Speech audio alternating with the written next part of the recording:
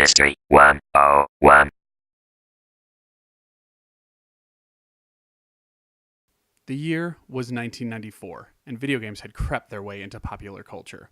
While on the home consoles, the Sega Genesis and Super Nintendo were offering very dynamic experiences, it was clear that at the arcades, the fighter ruled supreme.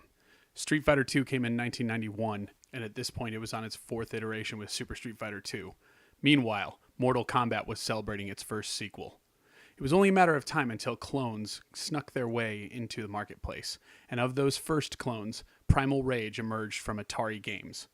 Basically, it was a post-apocalyptic game where prehistoric gods fought it out for the new Earth that had been created. Frankly, it doesn't take much creativity to criticize this game. However, anyone who was around the arcades at the time knows just what kind of joy there was by seeing Primal Rage. I mean, come on, let's face it. It's dinosaurs fighting each other. What's not to like? Among the 7 gods in the character selection screen, the first was known as Armadon. He was also known as Spike in the prototype version. He was the god of life. He fights to defend Earth, now respelled URTH, and prevent its destruction at the hands of the evil gods. He's kind of known as a Tristegosauratops in design documents, but that's a mouthful and pretty hard to say. Next on the list was Blizzard. He was known as Kong in the prototype version. He was the god of good and virtue. Basically, he's one of the 2 ape-like beasts, and he's not quite unlike Mortal Kombat's Sub-Zero. His species was Apsidius, and he was basically a palette swap with Chaos, who we'll get to in the future. Next up was Sauron, the god of hunger. He basically resembled a Tyrannosaurus, but he was considered a Pteranodon as his species, and he basically emulated Godzilla to a pretty fine tee. And last of the good gods was Talon, the god of survival. He was Deinonychosauria, but more specifically, he was a velociraptor. He's the shortest character, but ironically enough, has the longest range and is quite an interesting fighter. And then of the 7 characters, there were the 3 evil gods. First and foremost was Diablo. He was the god of evil and destruction. Of course, he resembles a Tyrannosaurus, and basically he's a palette swap with Sauron. His big thing is he spews fire. Everything about him is fire-based. He's dark red, he has purple stripes, he shoots fire, he breathes fire, and he doesn't have that uncommon of a characteristic to Scorpion. So there's Diablo. Next is Vertigo, our first female character and only female character in this, which really starts to draw some parallels to Mortal Kombat, but she is the goddess of insanity. Now, she's a weird lizard-like creature. She is called the Dromaeosaurid dinosaur. But mostly she's a king cobra, brought with like 4 arms and legs. But she's interesting. She's got kind of unique, almost Medusa-like aspects to her. And we'll kind of see some controversy when she gets removed from certain versions. Now, the last one I have waited to mention because this is Chaos, the god of decay. The reason I waited till the end is because Chaos is probably the most popular character in Primal Rage, and the reasons are somewhat juvenile. Chaos likes to do all the gross things that really entices the interests of boys from the age of like 12 to 17. What I mean by that is Chaos has vomiting as one of his special moves. Another one is farting. His third special move is he jumps across the map and butt bounces you with a fart. Not only that, he was one of the biggest reasons why there was controversy surrounding this game. And most importantly, he had a fatality where he literally took a nuclear piss on you. He pissed on you and there was nothing but bones left. This got a lot of parents on edge, and of course, like with Mortal Kombat, didn't mean much in the arcades, but the second this came home, which we will get to in a minute, it really drew some controversy. I hate to say it, but the fact that Chaos is the most popular, most pivotal, and most influential character of the series, and basically the front runner of what represents Primal Rage, kind of speaks to the fact that it was mostly loved by teenage boys, and kind of still proves that in the mid-90s, it was a teenage boy world where mostly you were marketing to that audience. Anyway, let's move on to what the game did that was somewhat influential compared to other games. At its core, Primal Rage is through and through a Mortal Kombat clone. This means that there's plenty of blood spurting out in various activities or attacks that happen mid-round. And then, of course, if you win both rounds, you do get an opportunity to perform a fatality. Mortal Kombat 2 had already hit the market and brought with it multiple fatalities per character, babalities, friendships, and all kinds of crazy ways to finish a round. But it was pretty clear that Primal Rage based itself off of the original Mortal Kombat, and that only had one fatality per character.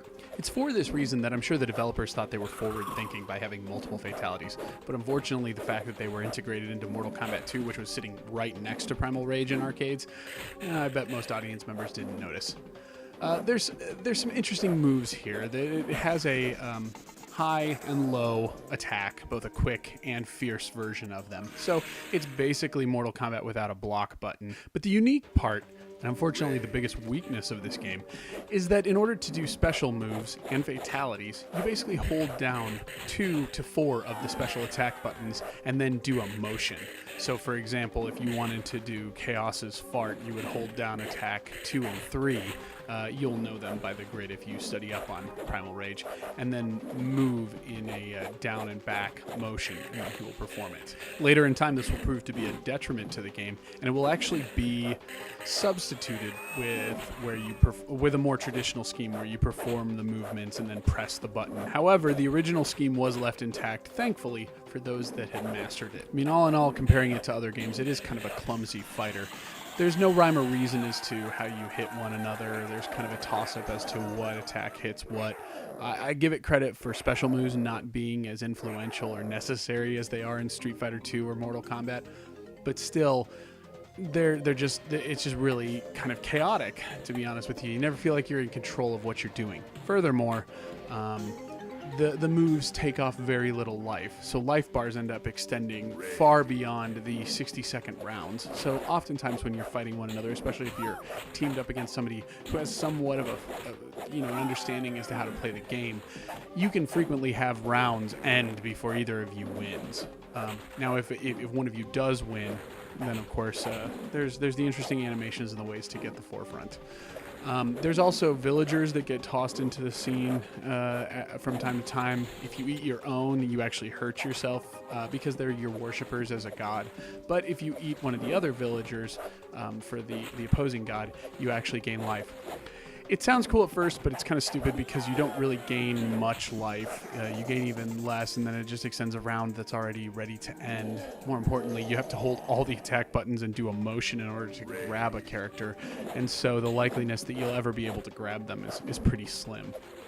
But, in the end, once you start getting an understanding of the flow of combat and start going for it and learning the lackluster combo system that at best is 3 hits, you can make a name for yourself. It also depends on which version you do. On a lot of the home console versions, you're playing pretty clumsy because it just doesn't have decent controls. But on the more arcade perfect versions, it works out. And if you ever get an opportunity to play with a joystick, I highly recommend it. In the end, I give the development team at Atari Games a lot of credit. They used stop-motion animation in some very decent characters to make for an enticing fighting game that had a ugly-as-hell cabinet. But once you break it all down, you can kind of see why Primal Rage didn't have much of a future. There should also be some notation given to the version differences, especially when it gets to the home console ports. Primal Rage was consistently updated with different quote-unquote ROM versions, which are different versions of the PCB board that were in the arcade. But unlike most new iterations, it didn't constitute an actual sequel or new arcade cabinet. They were just upgraded without you even knowing any better. So for example, from 1.0 to 1.4, which were some of the earliest versions, there were lots of glitches and weird errors that were taken care of in the 1.7 version. Ironically enough, the most notable version that is basically the most playable of the arcade ports is version 2.3. Now, 2.3 was interesting because 2.3 censored out some items. I can't really speak to what was censored because it's kind of weird how they went about doing it. But I can tell you Chaos's controversial fatality is still in there and various other things, but I think it's most notable because it had a weird... it is what all the home console ports, save for the Sega Genesis version and 32X version, were based off of. The other interesting thing was it had a weird kind of like piracy protection that extends into almost every, emulated or copied version of this game. which turns some of the blood in certain attacks to like peach colored. It almost looks like vomit. And if you emulate it on MAME, that's kind of the only workable version, and those glitches are definitely in there. Ironically enough, the Midway Treasures 2 collection, which came out on the Xbox, PS2, and GameCube, was said to have a arcade perfect port of this, but even they didn't know about the copyright protection, because if you look at it on any of these console versions, it has all of this weird discoloration and whatever random censorships are in it removed as well. What it did do, though, on the plus side, was add, typically for most characters, a third fatality, and all of those are intact in every version other than the Sega Genesis version. So it goes back and forth, but it's definitely why when somebody asks you what are kind of the best versions of this on home consoles, there's various different answers. But in short, MAME is not the first way to go on this. It's very difficult to get the 2.3 to play in older versions of MAME, which a lot of legacy cabinets and various other collectors use. And then on the newer versions where you can get it to work, it's this janky, kind of glitched version. I think it's kind of odd that none of the developers of the original game wanted to kind of help out. But I also think that crack may not be that difficult, having no knowledge truly about how to do it.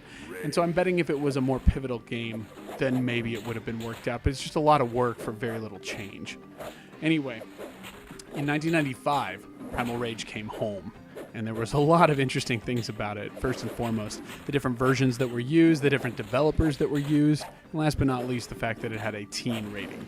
Now, for the record, given that you're comparing it to other games of this time, I have no idea why it had a teen rating, because while the violence might have been animal on animal, there was plenty of human violence and a lot of mature content that never should have been allowed in a teen-rated game. Still, it came home, so now let's sit down with the version portion of this episode and look at how Primal Rage came home. Given the fact that it came out in 1995 and the relative popularity in arcades, Primal Rage was ported to many cartridge and CD-based consoles. If I were to go off the list offhand, I would say it was on the Sega Genesis, the 32X, the Super Nintendo Entertainment System, the Game Boy, the Game Gear, came to the 3DO, the Atari Jaguar CD for some interesting reasons, and then it also came to the Saturn and, of course, the PlayStation 1. Now, given the wide range of ports, I think it's important to compare like things. For that reason, we're going to be comparing the 16-bit console versions together. So that would be the Sega Genesis, the Super Nintendo, and the 32X version. On the portable front, the Game Boy and Game Gear were actually developed by the same group. And so I've been told that the Game Boy and Game Gear differ in only one way, which is that of color. And unfortunately, I don't have a Game Gear version. I didn't find a good way to compare the two. So we will look at the Game Boy version, but I don't have a Game Gear comparison.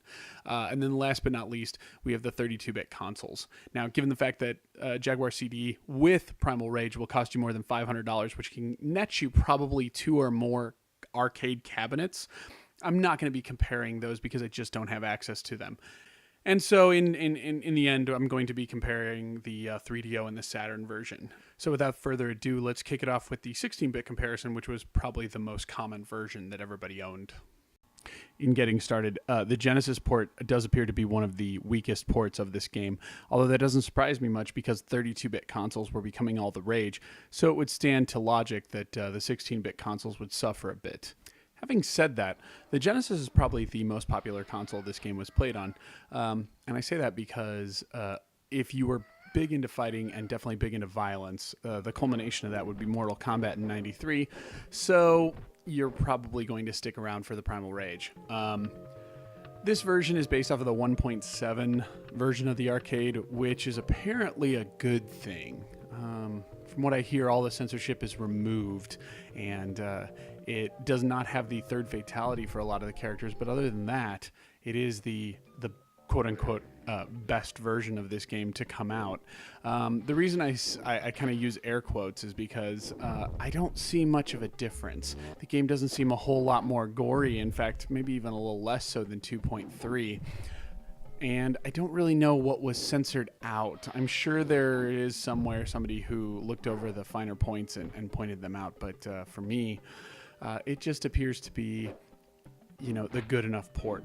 Now, this is all assuming you're looking at it from a visual standpoint. I mean, the sprites are low, the color scheme does not look great. It's just kind of muddy. If you thought Chaos sounded farty before, wait till you hear him on the Genesis chip.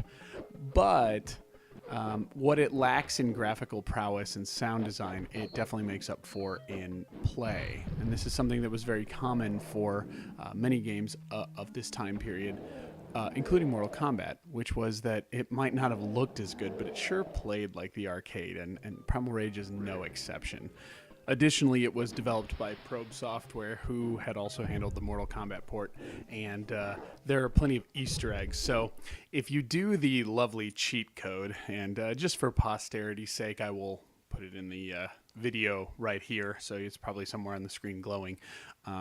But it had these cheat codes, and while the Super Nintendo did have them, there is a specific one where if you pick it, I believe it says "you serious" or something, or "you joking," and then you pick Diablo, you'll see CEO of Probe Software, Fergus McGovern, who was also the Fergality in Mortal Kombat 2, as a little devil that's kind of chanting by your side as opposed to, the little cave people that were worshiping the gods. So it's a fun little Easter egg. It doesn't mean that, like, if you have your choice, you go for one over the other.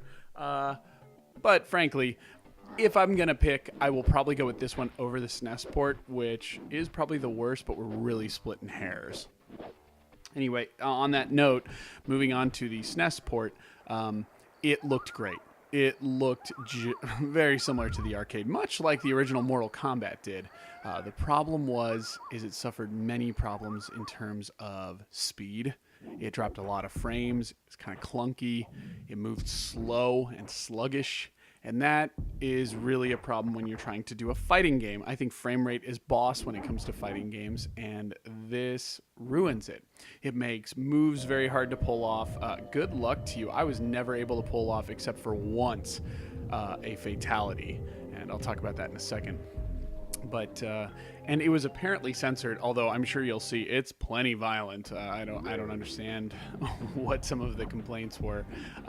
The one random difference that was made on the SNES port was they did remove Chaos's urine fatality. So as you can probably see here on the video, when you go to do it, you just get this weird censor bar up in the, kind of like the circle, the red circle with the slash through in the top center of the screen. You wouldn't even know you were doing it unless you were the person who spent all this time trying to do it, because we probably haven't talked about it. The fatalities are kind of difficult in Primal Rage. You have to hold down 2 buttons for Chaos, push 2 directions, then hold down all 4 buttons and push 2 more directions, or 3 or 4. I don't know. Anyway, it's a lot of movement in order to do a fatality, so it's kind of annoying. It's also why you'll see them featured every single time I pulled them off, which was only a handful of times in the capturing of all these videos.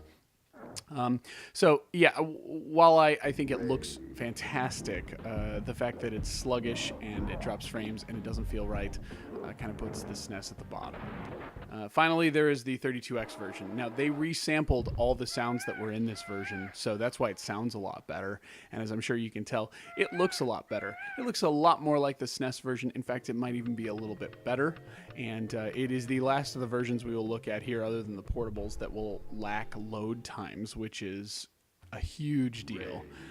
Again, I don't remember if it's based off of 1.7 or 2.3, and that's my point. As we sit here and nitpick all this stuff, nobody notices. Like, it looks good on a Wikipedia article, but no one ever really cares.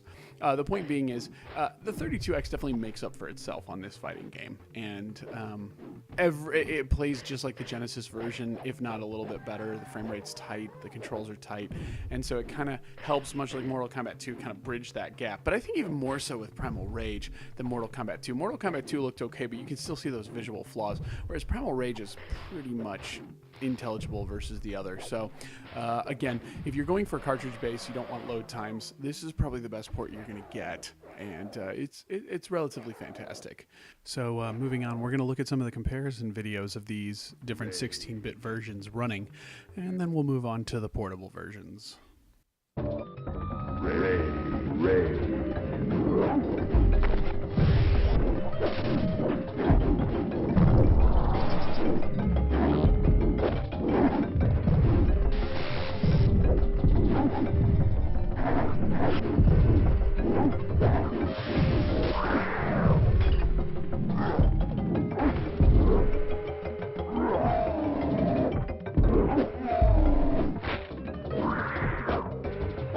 Now, on the portable front, these games kind of speak for themselves.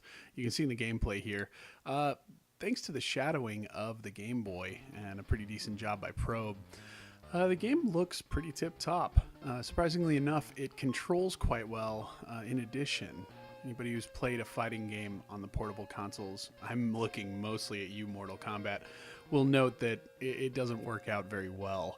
And the characters always seem kind of jagged and floaty in their movements and how they fight. Whereas Primal Rage, because it focused less on the special moves and kind of defining attacks, and everybody is kind of distinct within this pantheon of fighters, it really works to the benefit of the Game Boy and also the Game Gear. I'm told the Game Gear is almost a direct port. It was, unlike with Mortal Kombat, it was done by Probe on both consoles.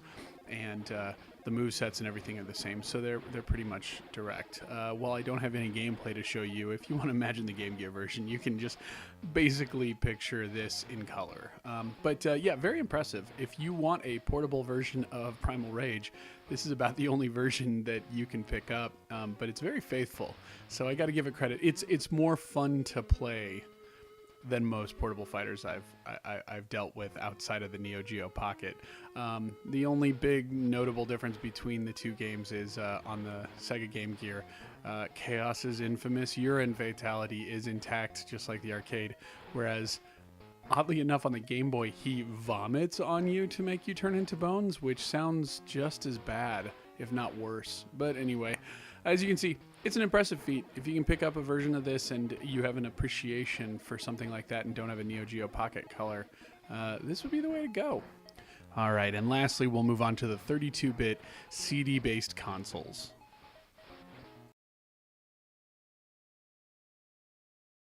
They were predominantly the same because they were all developed by Probe Software. Now, because of the intro that you're about to see here on the 3DO that goes on for just over a minute, there is no sound. So it's not that I've muted anything, it's just that they didn't include it, which is kind of weird because you think your disc is flawed when you first see it. Now, fortunately, this gap allows me to talk about the Jaguar CD version. While emulators like the Tempest 2000 emulator do a decent job of capturing this game, the sound is always messed up when I look at these versus the version I've seen in play. So it's not really an accurate portrayal of the game proper. But apparently if you have a Jaguar CD, this is the version to get. In the meantime, these other 32-bit versions are the ones I have to compare, and they all seem pretty decent in comparison to the arcade. There are new CGI cutscenes, including the intro you're about to see, which covers the events from the arcade, but throws in a little bit of good old mid-90s 3D flair for effect, I guess. Enjoy. I remember of yesterday back, before the great ones ruled earth. Afore the darkness, behind the stars of night, there were a great fire running in the sky. It spreads like the wind hot within its path, destruction for all. Becoming mightier as it go, the great fire hurls through space, none to know the world it brings. Space was full of old planets and giant tumbling pieces of worlds before, lying the path of the great fire into a giant old star. The great fire crashed with a mighty crash, exploding to everywhere, streak asteroids of burning rock and fire. Blue skies burned with the fury of the great fire. All around, I hear streets cry out loud, mountains rumble, as buildings explode, my home erupts. This world would never again be the same. New Earth would rise up from the rubble, out of the smoky landscape. The cataclysm awakes the sleeping giants from ancient worlds. Crashing through the barriers of time, they invade our world, to conquer, to rule the whole human race. They rise to devour us. We kneel to worship them. They never stop, only to seek others, for battle, for ultimate world domination. For Primal Rage.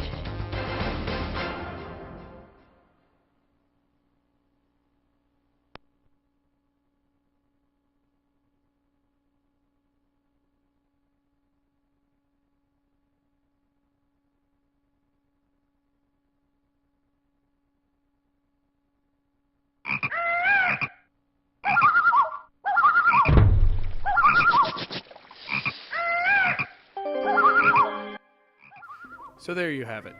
The game itself is pretty faithful to the arcade version, even on the 3DO, which was one of the first versions released. However, one of the most notable setbacks is the introduction to load times. By my count, the load times are pretty severe, where you get 10 to 12 seconds of load time for the 3DO, over 20 seconds for the Saturn, and somewhere in between for the PlayStation. Just to give a light example, here's what you can expect from just the 3DO version, which from what I can tell, loads the fastest.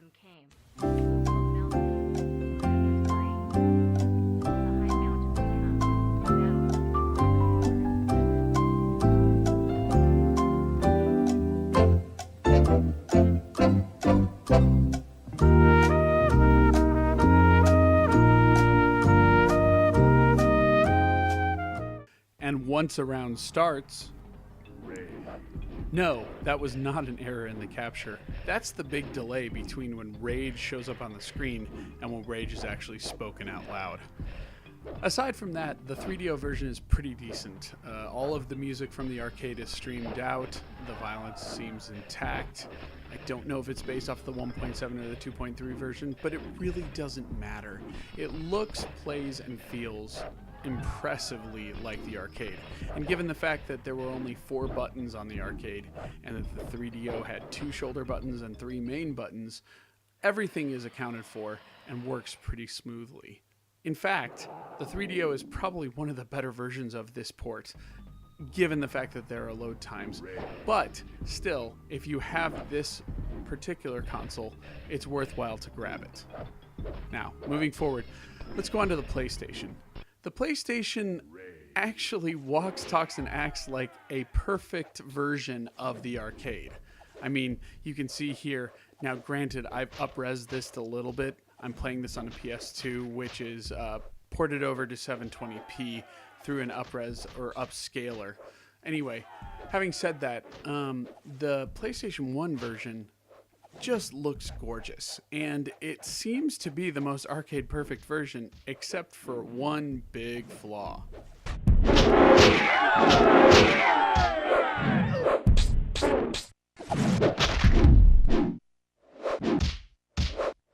Yeah, in that nearly 10-second gap, if you didn't hear any music in the background, that's because, frankly, the PlayStation 1 does not do it.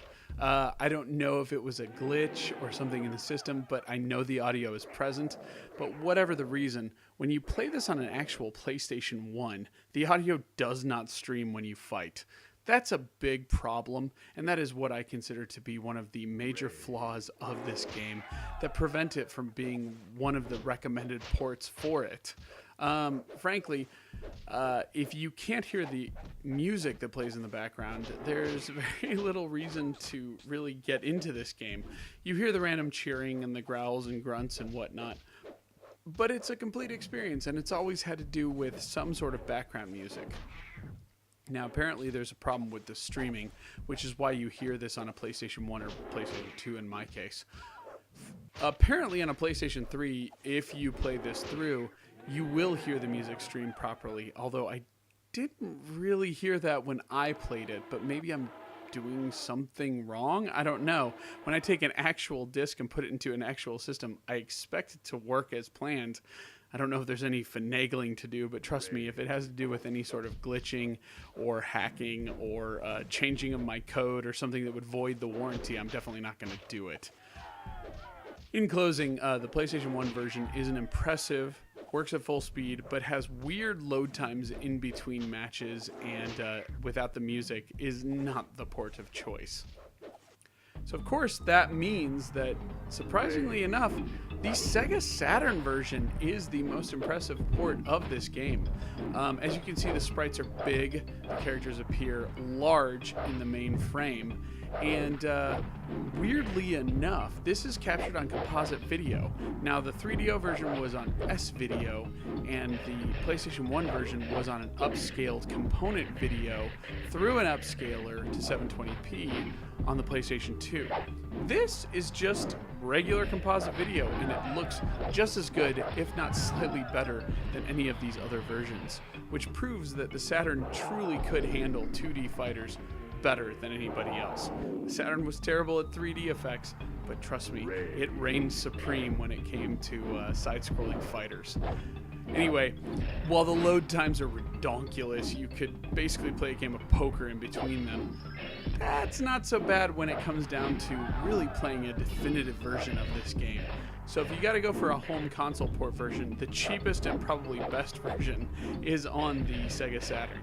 In the meantime, if you have no other choice, you're probably gonna go for the more common, although much more musically impaired, version on the PlayStation 1.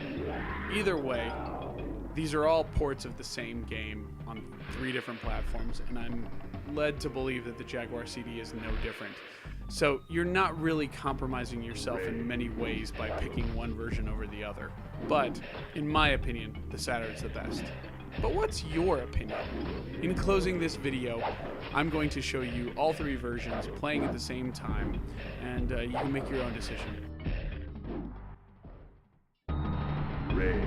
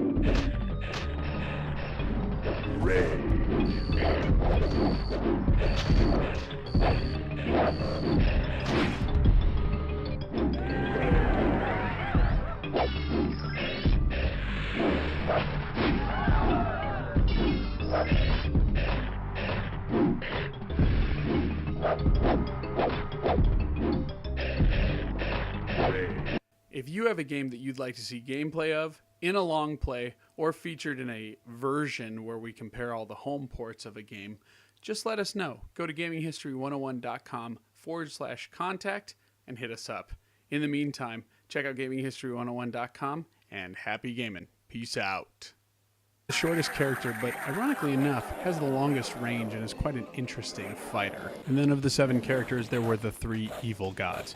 First and foremost was Diablo. He was the god of evil and destruction. Of course, he resembles a Tyrannosaurus, and basically he's a palette swap with Sauron. His big thing is he spews fire. Everything about him is fire-based. He's dark red, he has purple stripes, he shoots fire, he breathes fire, and he doesn't have that uncommon of a characteristic to Scorpion. So there's Diablo. Next is Vertigo, our first female character and only female character in this, which really starts to draw some parallels to Mortal Kombat, but she is the goddess of insanity. Now, she's a weird lizard-like creature. She is called the Dromaeosaurid dinosaur. But mostly she's a king cobra, brought with like 4 arms and legs. But she's interesting. She's got kind of unique, almost Medusa-like aspects to her, and we'll kind of see some controversy when she gets removed from certain versions. Now, the last one I have waited to mention because this is Chaos, the god of decay. The reason I waited till the end is because Chaos is probably the most popular character in Primal Rage, and the reasons are somewhat juvenile. Chaos fought it out for the new Earth that had been created. Frankly, it doesn't take much creativity to criticize this game. However, anyone who was around the arcades at the time knows just what kind of joy there was by seeing Primal Rage. I mean, come on, let's face it. It's dinosaurs fighting each other. What's not to like? Among the 7 gods in the character selection screen, the first was known as Armadon. He was also known as Spike in the prototype version. He was the god of life.